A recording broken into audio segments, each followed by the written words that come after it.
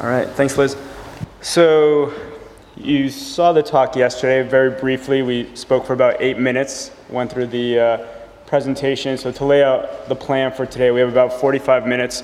Instead of like a one-way speech or anything, is anytime that you guys have questions, I know some of you are quite far away over there, feel free to speak up, ask the question. Interactive is good. Because if you have a thought or a question, probably about another dozen people in the room have the same question, so just yell it out. Don't even raise your hand, whatever, interrupt me.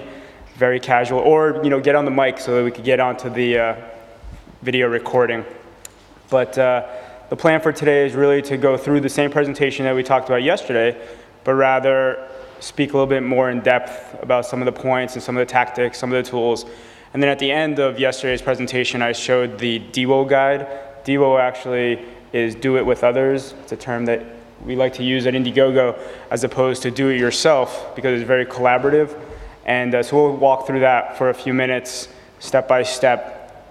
And then if anybody has questions, jump out with them. And at the end, if we have time, we're going to try to get somebody to volunteer to get up here and pitch their project, what it's about, who the target audience is, and how they would reach them for being able to fundraise and build their audience.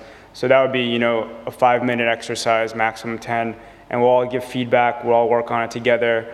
And so anybody here who has a project, as a matter of fact, can you raise your hand if you have a project? I'm not gonna pick on you, just raise your hand. All right, so anybody who has a project, if you could just be thinking about maybe pitching it, the pitch will be in less than 60 seconds, and then we'll all discuss how to build the audience for that project. Does that sound like a decent plan? All right, that being said, is there anything that somebody would like to cover before this 45 minutes is over that they want to jump out with that question? What do they hope to cover?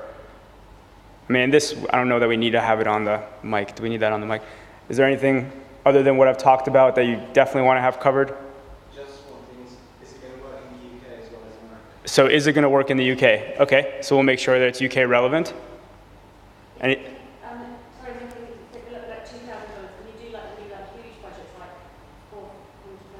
Right, so what we're talking about, is this only for 2,000 or can it be done for 100,000 or more?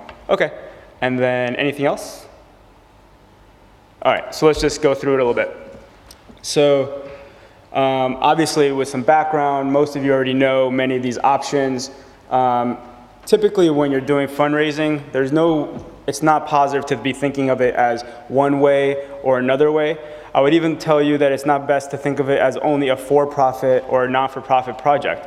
I mean, obviously there's legal ramifications and how you have to set up your entities, but the most successful things are typically hybrid approaches, which is look at what you're good at doing, look at what resources you have, what contacts you have. Obviously, it's great to follow up with the English government if they're able to subsidize part of your film, or if you're able to, get loans that you thought that was the best because you got a good interest rate, which right now that might be tough to do, or you're able to get sponsorships in terms of different products, and we talked about that more yesterday with PlaceFind and other companies as well. The idea is that on this page, the takeaway is don't just think of fundraising as one way or another way. Don't put all your eggs in that one application that hopefully you get that grant, and if you don't get that grant, your project's not gonna happen, right? There's too much risk associated with that. So try to think of as many options as you have going. And also at this level, there is no person who's this incredible filmmaker who's also a fundraising expert. I mean, we all have to figure out what we're good at and also try to find the other people that are out there that can help us. So it's about partnerships, it's about building up your production team to be able to navigate as many of these options as possible. But we're going to talk a little bit more about the crowdfunding part, which is really about, again, do it with others, collaborative fundraising. A time limit for fundraising?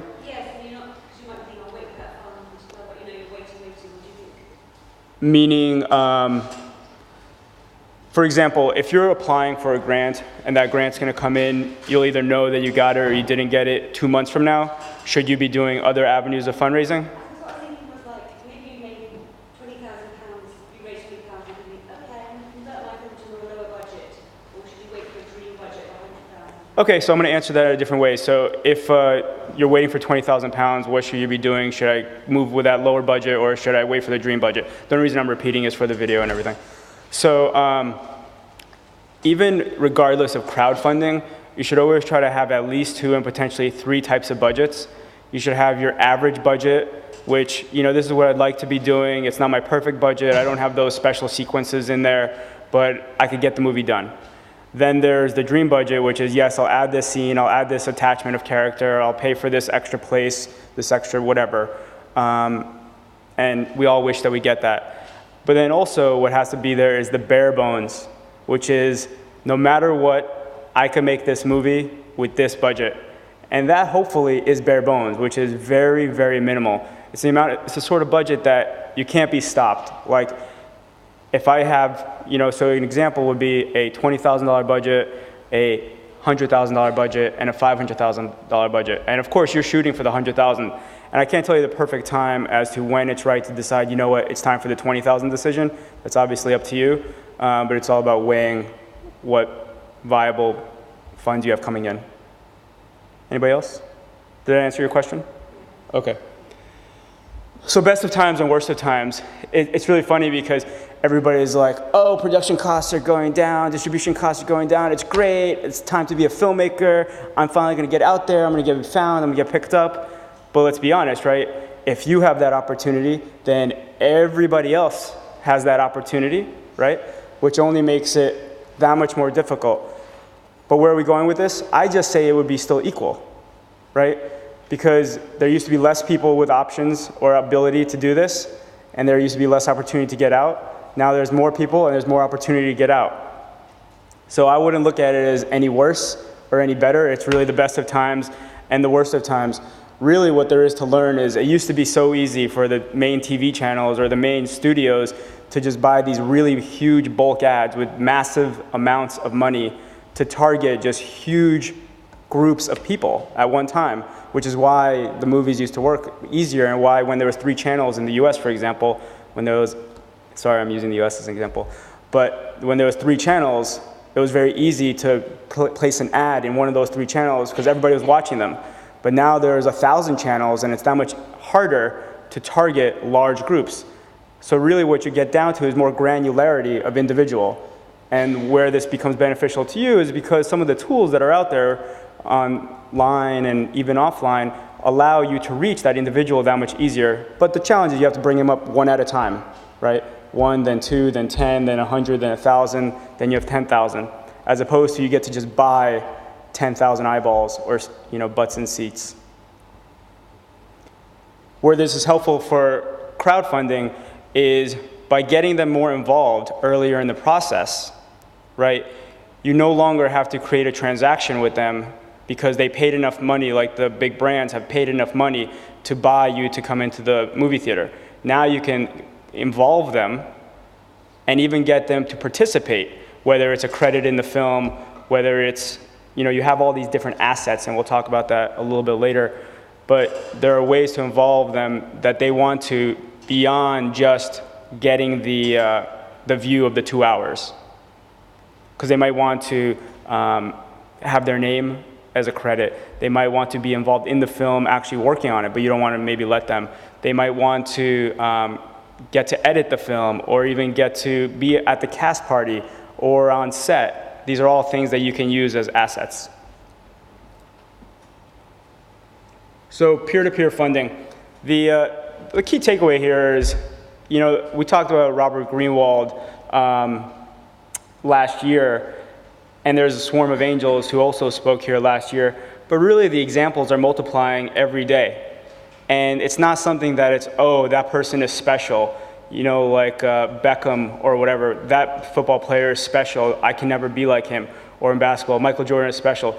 Slowly now there are becoming lots of great players, or more importantly, lots of people that are using this way of funding their films. So it should no longer be, it's over there. You can be the next person. And the funny thing is, I was just looking right before I got on stage. Remember I showed you a project? We'll go look at this in a second. But there was a movie on Indiegogo where it was at $1,969 out of 2,000, and just today they're already finished. I mean, sure, you're saying, yeah, they got $31, what's the big deal? But the point is, that's a whole nother just example of a project that got funded, and this guy, we never even met him. He used Indiegogo, he posted it, and he raised $2,000, and we'll speak to your question about the $2,000. His project is a smaller budget project. It's one of the rounds. He's using this as an exploratory discovery to go down to the Dominican to research all of his, folks that he wants to interview and such. But there are folks that are using it for full $25,000 budgets, and they're funding the whole thing using crowdsourcing. Or there's other folks who are going for much larger budgets, $1 million budgets, but they're still using Indiegogo not only for the fundraising, but for the built-in audience as a component of the marketing, right? So they know, for example, I don't know if you've heard of the movie The Tribe. It's a short, 18-minute short, Tiffany Shlain. She's a very innovative filmmaker. And she's using Indiegogo as well, and she can fundraise like no other. Tomorrow if she needed $5 million, she probably can get $5 million.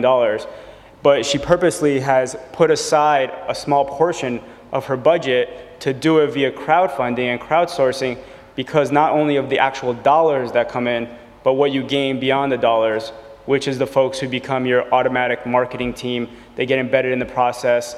They now are creating that virality without you having to do it. Virality meaning just word of mouth, and then spreading it potentially via email and other ways.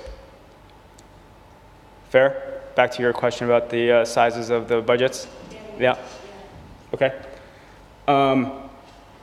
So there's like the show The Guild, which is an online TV show. They fund every next episode by getting payments from the previous episode, just donations and contributions. And it's not that people actually pay to watch the show. They watch the show, and then they decide if they want to give any money. And then that's how they're funding their next one. And they've been doing this for an entire season online. Tapestries of Hope is an example that actually happened on Indiegogo. Jill Sobule is a musician. You might have heard the song To Kiss a Girl. It's the original, and she's in the music industry. She was able to raise on her own site through different tools, but she had to hire technology folks. She had to hire technology folks to implement all this, but she's able to raise over $85,000 in less than a year. Again, she built up her audience over a few years, and then with the audience there, she then asked them, she made the ask. She said, would you contribute? Would you get involved for my next CD? And they did. Zopa, so I'm going to move to the right here. Are any of you familiar with any of these companies on the right, or do you want me to explain any of them? Just yell one out. So Prosper and Zopa are very similar. They're peer-to-peer banking, and the only reason I bring this up is just to show how much people are willing to participate in a crowdsourced type funding project. So imagine, this is the way Prosper or Zopa works. Zopa is actually from England, which is, let's say I was looking for a loan. So this is peer-to-peer banking. And instead of going to the bank, I said, I have a $1,000 loan that I'd like to get. Here are all my details and what I need. Would you fund my loan? So each one of you can decide to give as much money as you'd like in $10 or $50 or $100 or whatever dollar increments, and you fund my loan, and then you get the benefit of the interest rate back. And if I don't get my $1,000 loan funded, then I don't get a loan, and if I do, you guys get the benefit. Where I'm going with this is these are multi-million dollar companies that are working both in, not even dollar, pounds, euros, in the US, across the world, and it just shows that people are willing to participate by giving money as part of the process. Obviously, an Indiegogo or a contribution model is a little different because you're not getting a profit in return, but it just shows the willingness via online. These are to people, they have no idea who they are. All they're seeing are profiles, online presence. So all these on the right are examples of different things of that sort. People actually handing over their dollars to support a project, typically artistic.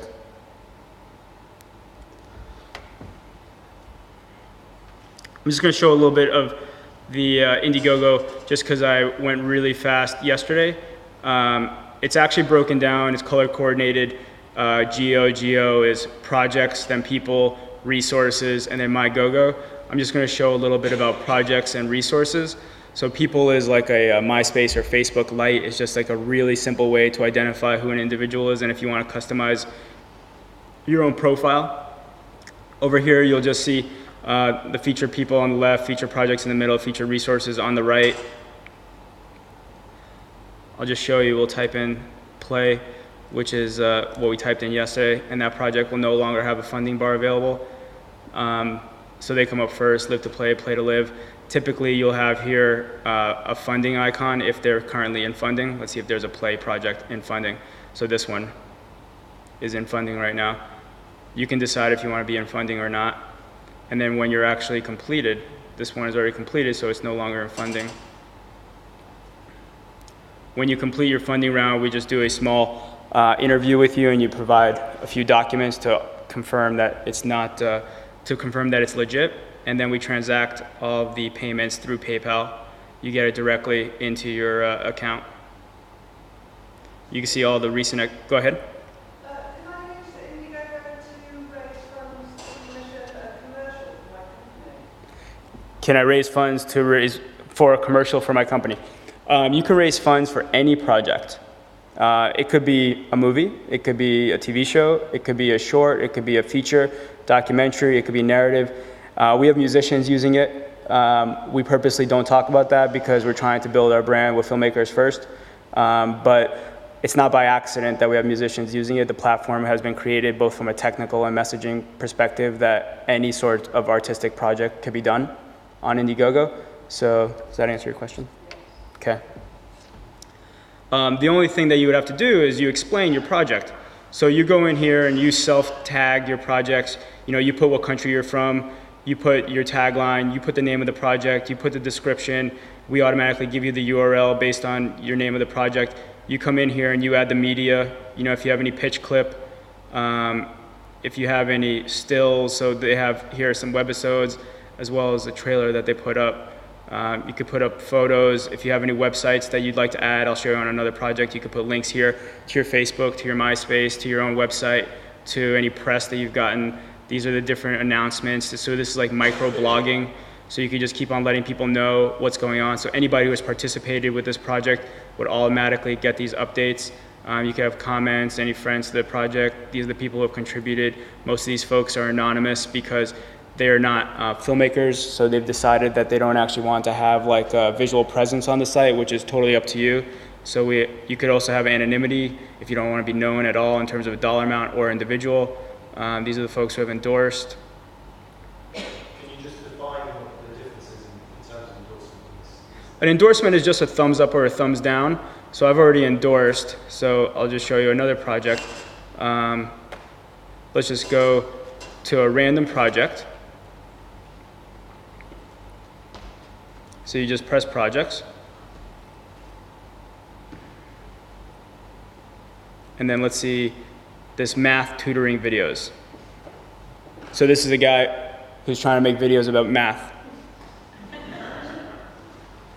I have not endorsed this one since I haven't even seen it. But all I would do is go over here and endorse it. The only way I could take action is if I'm actually logged in, and I'm already logged in. You can't do any action without logging in, meaning you can't contribute, you can't comment, you can't slander. And the reason that is because we don't want any negative activity without knowing who you are. But you can do everything in terms of viewing, see all the information. You can't act, though, without signing up. So with regard to the endorse, when you endorse, it's only positive. You can't do. Can you give a negative endorsement? You would do that probably through a comment. We don't want to signal like that sort of, we don't want it to be easy to press that button, but it's easy enough to comment, obviously. Yeah, yeah. If you endorse a project, will be informed about the process, or could I, as a project owner, say all those who have endorsed, please send them an email, say I'm close to the fulfillment, to the closing of the finance. Would you think about it again, stuff like that? Anybody who takes any action on your profile will automatically get updates that you send via announcements. So you can, the announcements is how you would send an email to them. You don't actually have to send them an email to their email address. You just write in an announcement, and that announcement will automatically be sent to everybody's email. Like, What I haven't understood yet, how do they get their money back? Will they get a profit or is it a donation? There's no for-profit on Indiegogo.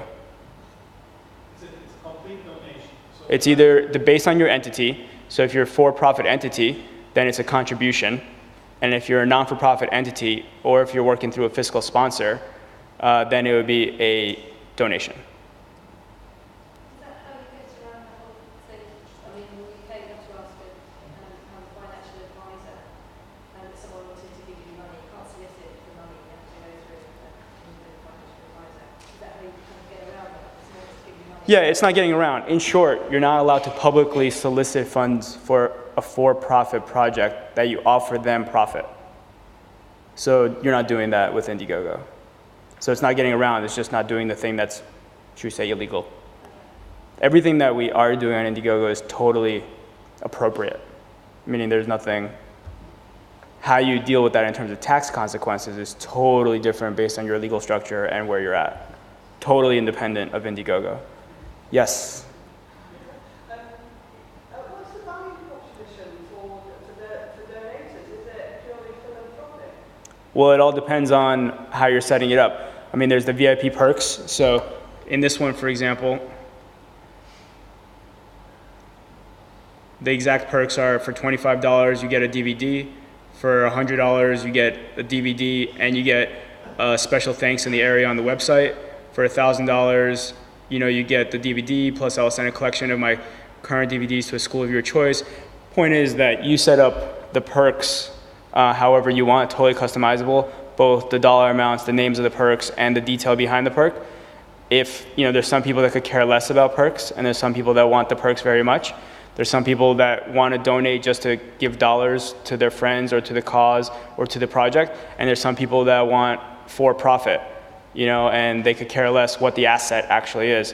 If you're, investing in movies, independent of caring about the asset, if you're just looking for greed, you're probably a pretty silly person because movies are far from, the best return assets. So in short, most people are not, first of all, you can't use Indiegogo for profit. But why they're using it, I can't tell you why they're contributing except from our feedback. And it's always because they're supporting either the person, the movie, or the cause. And they also want the VIP perks as a separate reason. So to be really picky about that, but it wouldn't that be considered by anyone as selling a DVD? Because, I give you $25, you Right. get a DVD. Basically, this is selling of a DVD. And then You're referring to in terms of, for what reason? in terms of legally, if I promise somebody to give him to send me the DVD, Right. this project is done, won't that be that later on somebody here, will come back to me and say, wait a second, tax-wise, you actually made that as a profit. Yeah, so we already have lots of projects that have gone through this, and it varies completely based on how they've set up their legal structure, as well as what country they're in, and lots of different, meaning I'm not trying to evade the answer, but it easily cannot be considered a sale. It's all a matter of how you set up. A company in the UK, and that's you have a case of a company in the UK that done something like that, and it wasn't considered as a profit, as a sale. Well, we have examples in the UK, and the examples that we have, two of them are for fiscal sponsorship. So they had a different organization, so they were an entity set up just as an entity, not a for-profit or not-for-profit, and they work through a fiscal sponsor. I don't know if you're familiar with a fiscal sponsor. It's a way to get tax-deductible donations without having to set up your own entity as a tax-deductible entity, because it costs money to, see, we're getting into very tricky things here, which are totally independent of Indiegogo, right? This has nothing to do with Indiegogo. It just happens to be that you can raise money through Indiegogo as one of the ways. But you would have to deal with all of this separately.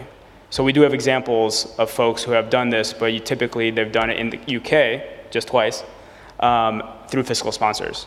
But in the US, we have for-profit entities and not-for-profit entities and fiscally sponsored projects, and the legal ramifications are always different. What are the UK examples? You want to see one? Yeah. Is that what you're saying?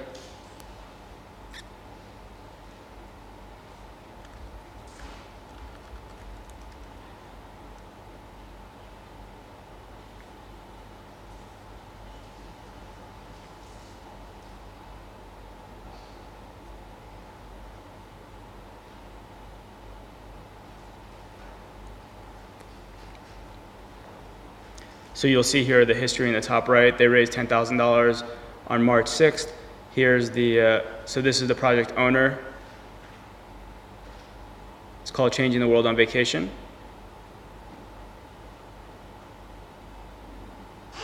It's actually a documentary that she is doing in Cambodia. Here's her pitch clip. Select reels. Here's some of her press coverage, her own website, right here. So contributions vary. $10, $100, 10 anonymous, let's see. 100, 100, 150, 1548, 150, 500, 1,000. Anyway, is that?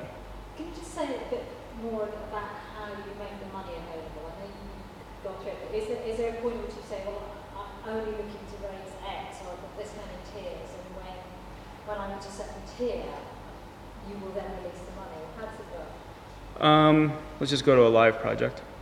So you have, we make it easier for you to have a deadline. Typically, people like to have a deadline for things. So you have 45 days to raise as much money as you set out to raise. At the end of those 45 days, if you've filled your entire goal, then we'll just get you the money to you. I mean, at any point that you finish your round, it could be within 2 days. You'll get the money right away after you just complete the small verification process, which usually takes, based on your responses, within 2 to 3 days. But then these guys, for example, are just now open for funding, and you'll have 45 days. If you only raise, for example, if this guy only raised $300 at the end of 45 days, then they would get their $300. And this will happen through PayPal. This will happen through PayPal. What's that? So you take your 9% from that $300? Correct. Correct. And just to, I mean, how many of you think that 9% is a high amount? Oh, nobody. Oh, okay. That's interesting. No, it is all relative. That's why it's really interesting. What's that?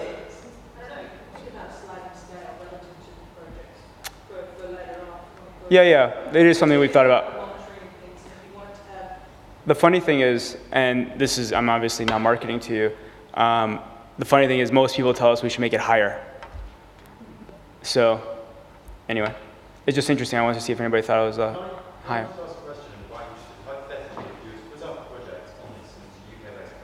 How would that be promoted within the forum on the site? How do people suddenly find your project? Or is it about self-promotion, saying go to this site? So remember MDOT yesterday said, you know, there's a baseball movie, you know, if you build it, you know, I believe it, they will come. 2 years later, they came. Personally, and an Indiegogo philosophy is totally disagree with that. Completely disagree with that. It's all about being proactive, and it's about doing work, and it's about being out there. So to answer your question, our model is a hub and spoke model, which means you're the hubs, right? And you reach out to your spokes, and then their spokes reach out to their spokes. And before you know it, each of these hub and spokes, the circles start overlapping. So your project might be about, let me just show you.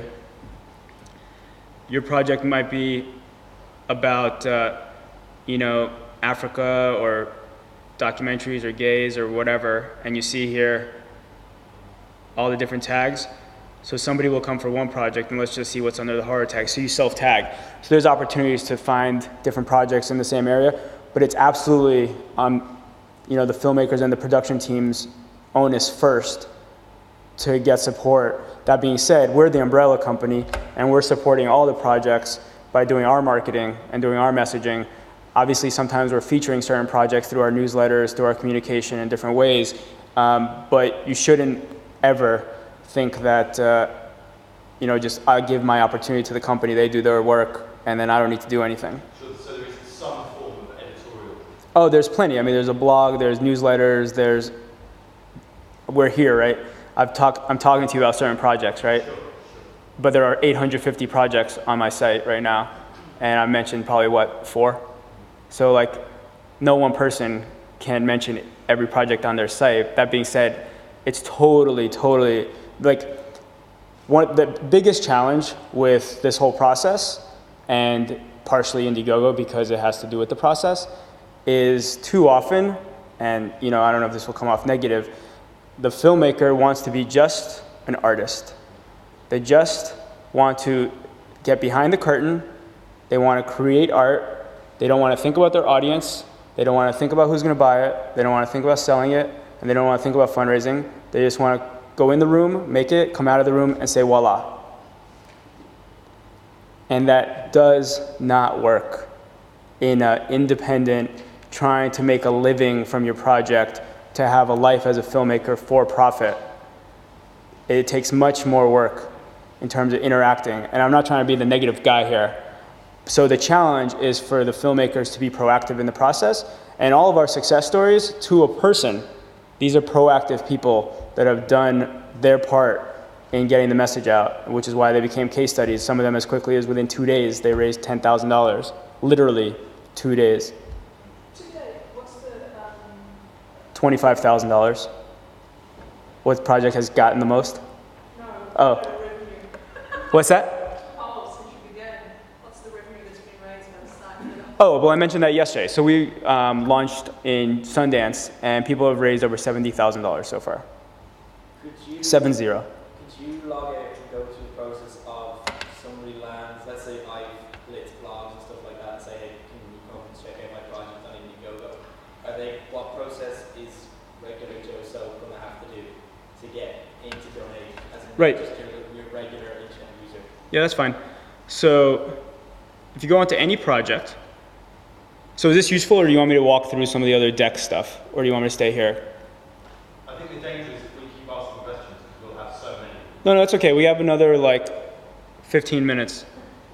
So I'll just show you really quickly. Every project automatically, so going home, let's see, what is this? Every project automatically gets a customized widget made for it. And what does that mean? That means that you go here, and you'll automatically have your own widget, okay? A widget is a real-time application that you can take by copying this code, right? And taking it to any blog, any email, any social network, and you paste it in there, and then this will live work. And what that means is this will exist on that page, then any average Joe. So let's talk about, what's your project about? Yeah. I mean, It's a number of projects. I mean, okay, for instance, there's one project we're exploring with micro, which is a micro-project film that takes place in a special needs school, but essentially it's a comedy.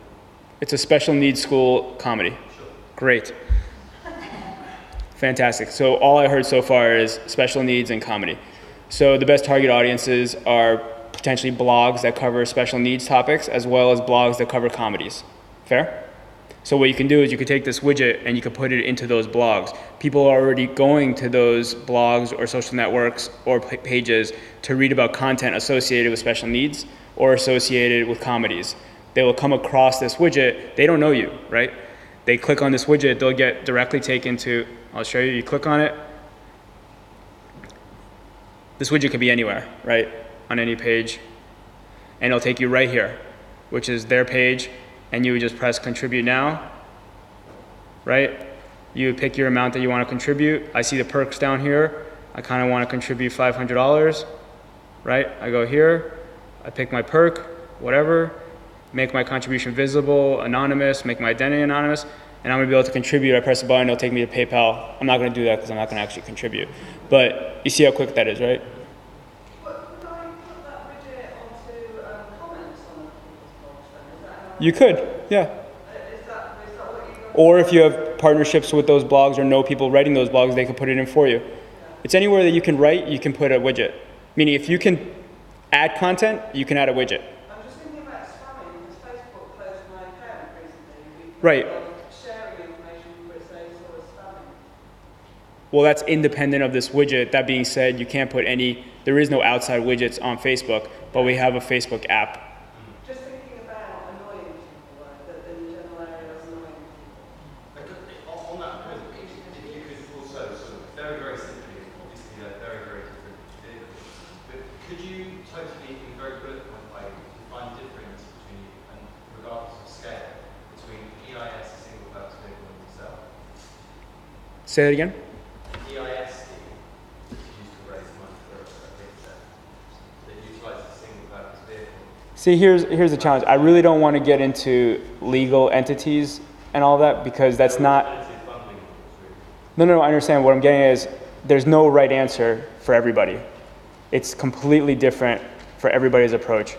So I don't really want to answer legal entity questions. I'm not a lawyer. No, sure. Okay. And I don't want you to get caught up in the legal ramifications, meaning all of this is legal. It's just a matter of how legal you want to make it, meaning in what approach, what IRS, like what tax purposes and not. It's all up to you guys individually.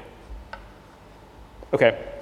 Did the widget stuff make sense? Yeah, so they don't have to go through a login or a register process. No, they absolutely will have to, they don't have to register if they don't want to, because you could actually, it's up to you when you make a contribution. We're not going to do it, so I can't really show you because I'd have to actually contribute. But to make it very easy, remember we showed you all the contributions on the wall and most people didn't have faces? It's because if you want, all you have to do is press contribution, put in your PayPal, and you're done. And it automatically creates an avatar for you and nothing more. And if you want, you could create a profile. Because obviously your question is like, oh, some of these people want no part of creating profiles. Why are you making them create a profile? Which we don't. Which we learned after like 2 weeks of being open. And we changed that process flow. Sorry, quick one. The whole summer talk just over the last 2 days has been about branded entertainment. So if you have a beach project and you manage to get a sponsor on board, can your profile page have a bit of advert for a sponsor?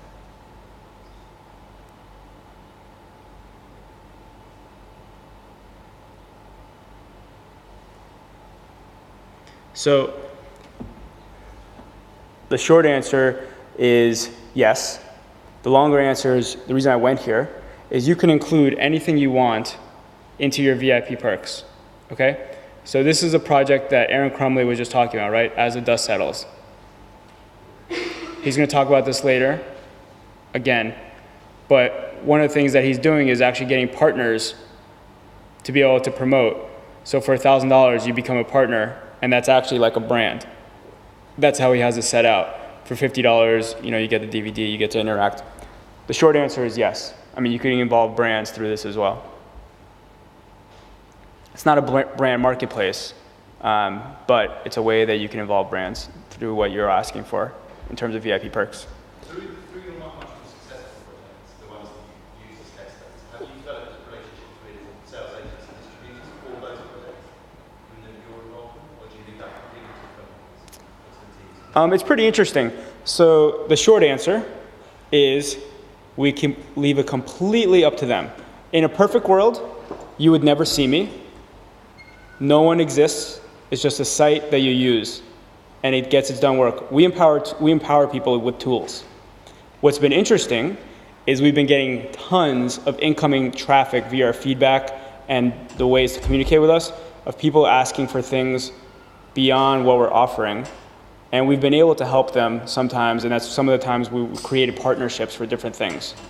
So we try to help however possible, but we're not in the business of trying to connect you. Rather, we have, when I say trying to connect you, I mean as a person, as a site, we are.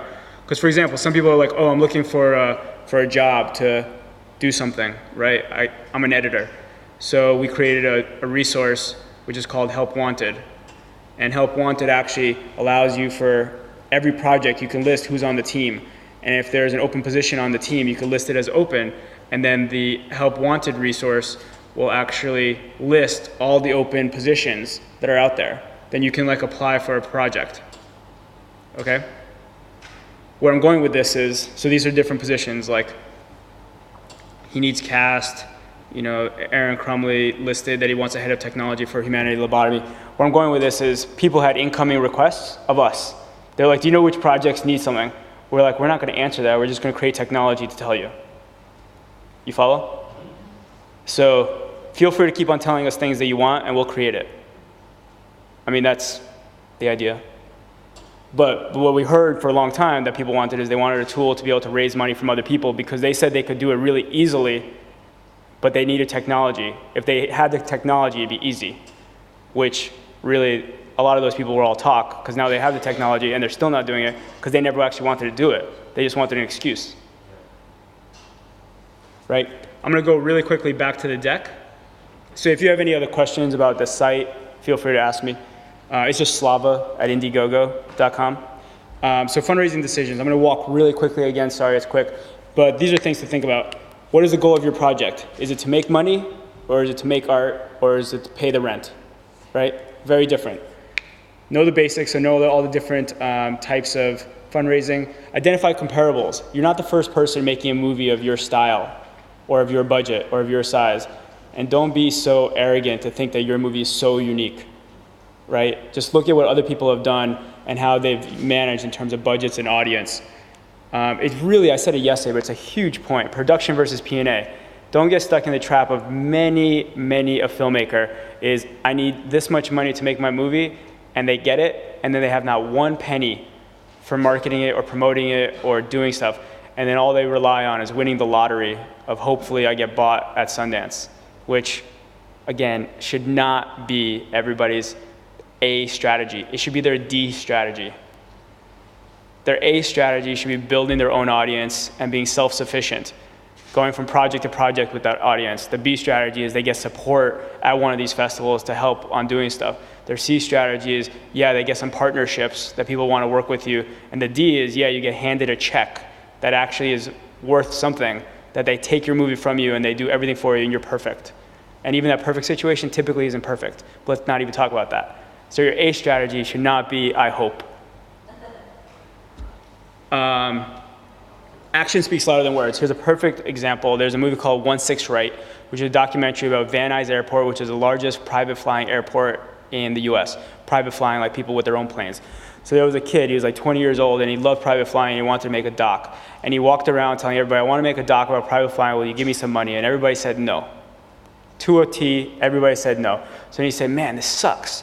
So he decided to take his own money, which is just a couple $1,000s, and he made this awesome 10-minute piece about, like a short, we'll call it. And then he went around and he started showing it to these people. They're like, this is awesome. This is like our life. You know, we do this stuff. I love the fact you're making a movie about this. 2 weeks ago, 2 months ago, whatever, he asked the same person for money. They're like, no. He showed the 10-minute piece, and they got enough money to make the movie. Now he's actually he kept all the rights to his own movie. He's a very successful, go to it, 16right.com, whatever, and very successful self-distributing and made a ton of money. So the point here is action. Don't let all the no's or whatever matter, right? Just keep pressing forward, because everybody out there asks and everybody gets rejected.